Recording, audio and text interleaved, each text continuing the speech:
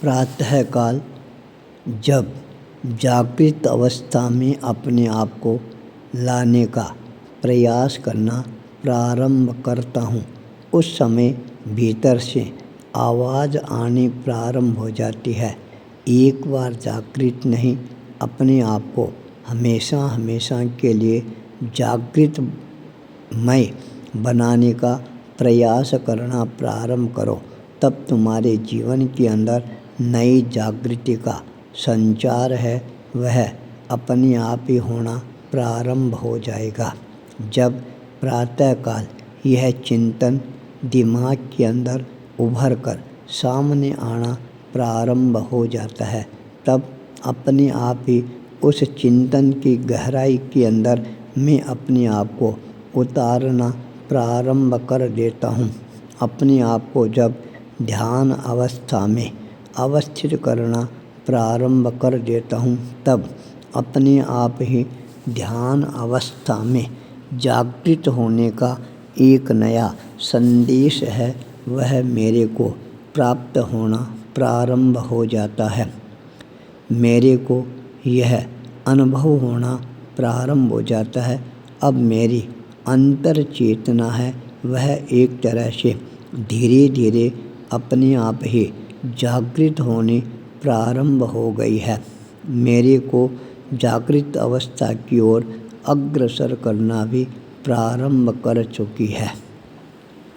ध्यान अवस्था में जब इस तरह से अपनी भावनाएं ध्यान के माध्यम से जागृत होने प्रारंभ होती है, तब अपने आप ही जागरण का एक नया संकेत है वह मेरे को प्राप्त होना प्रारंभ हो जाता है। अर्थात जागरण का शंखनाद है वह मेरे कानों के अंदर गुंजायमान होना प्रारंभ हो जाता है। जब ध्यान अवस्था से बाहर आने के पश्चात अपने आप को स्वाध्याय की प्रक्रिया की ओर अग्रसर करना प्रारंभ कर देता हूँ, तब अपने आप ही मेरे को आचार्य तुलसी का उड़ता हुआ वरद हस्त है वह नज़र आना प्रारंभ हो जाता है और वह हाथ मेरे को यह संकेत करना प्रारंभ कर देता है, हाँ, स्वाध्याय है वही सबसे ज़्यादा हमारे को जागृत अवस्था में लाने वाला बन सकता है।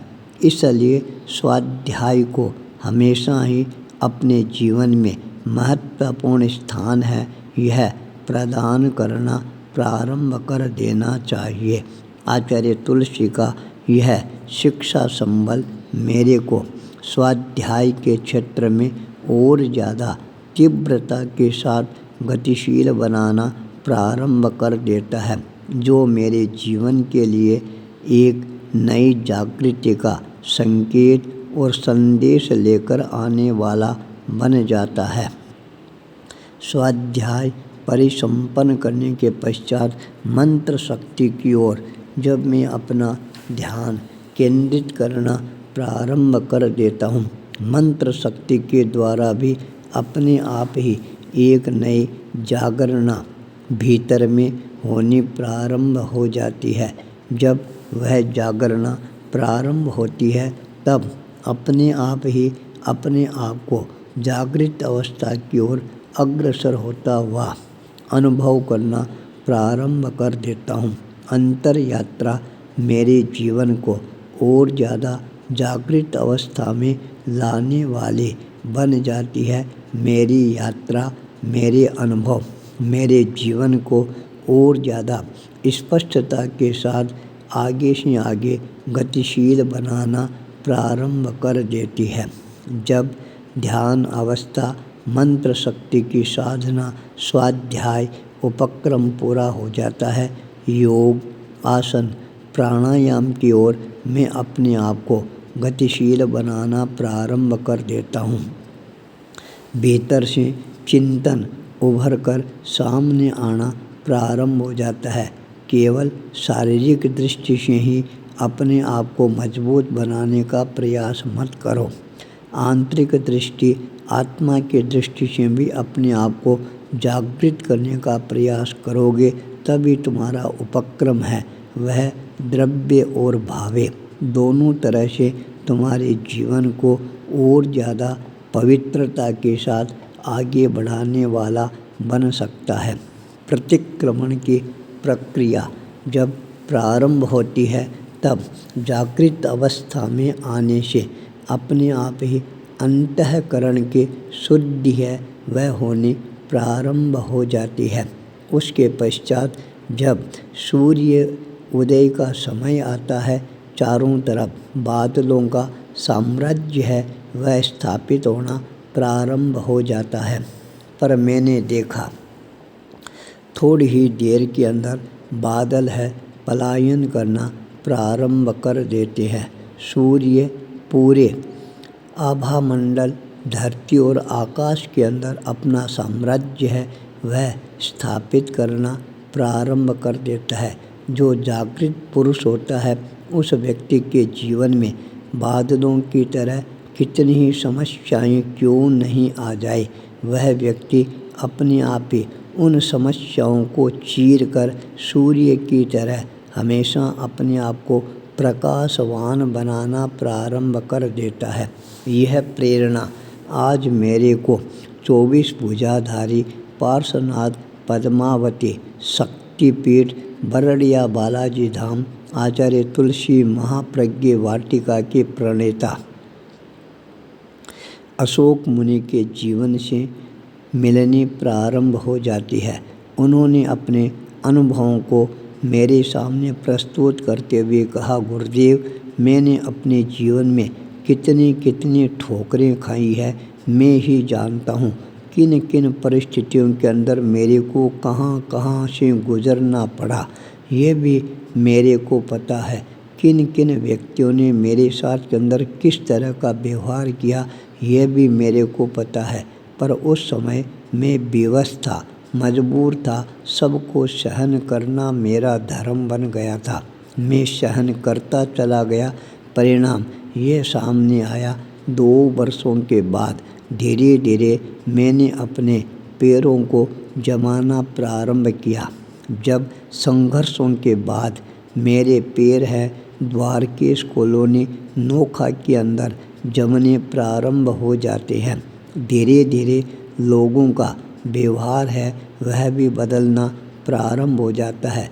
कल तक जो लोग मेरा अपमान कर रहे थे आज वही लोग मेरा सम्मान करना प्रारंभ कर देते हैं। कल तक जिन लोगों को मैं फ़ोन करता था वो लोग मेरे से बात करने के लिए तैयार नहीं होते थे। आज उन्हीं लोगों के फ़ोन हैं वो हमेशा बजते रहते हैं।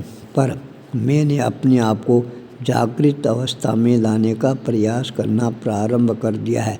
अब मैं चलाकर हर किसी को फ़ोन नहीं करता हूँ क्योंकि अब मेरे को किसी की ज़रूरत नहीं है। मेरे पैर हैं बहुत अच्छी तरह से जम गए हैं।